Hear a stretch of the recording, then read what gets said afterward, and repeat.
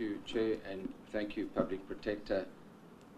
A number of issues have been raised in your report to us, one of which relates to the Deputy Public Protector and his position, and I'm just concerned about the issue relating to the fact that his term comes to an end now. And Chair, it's up to us as a committee, we need to start looking at that to appoint a Deputy Public Protector. But the lack of a provision for any gratuity, and I think that is something that one always needs to look at as well. That's the first issue, and I was going to cover the issue of the work that the Deputy Public Protector is doing now, but that has been covered by one of my colleagues.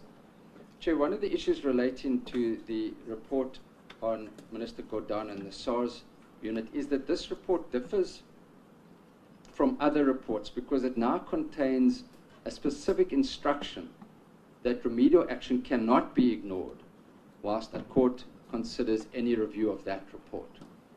Now, why was it deemed necessary to bring this finding into this particular report when it's never been done in any other report? Chair, then the issue relating to, and an issue that I have raised continually in the other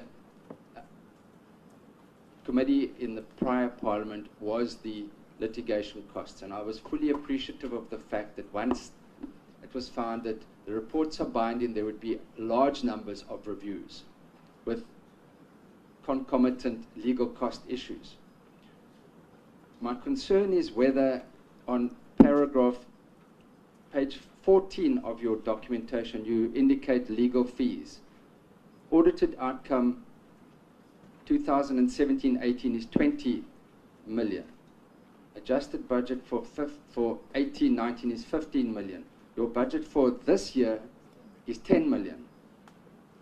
Whether, firstly, that it will be sufficient, and secondly, whether one is not then very cautious in the manner one approaches one's reports, bearing in mind that there is a very good prospect of reviews and costs.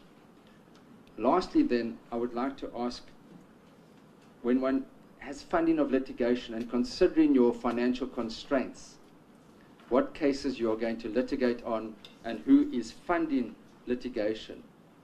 We are fully aware that you are litigating against members of this committee, in particular Advocate Glynis Breitenbach and Mr. Werner Horn, due to the defamation court case that you've brought. Who is funding that litigation? Is the Office of the Public Protector funding that litigation? Thank you. Those are my questions from now. Thank you.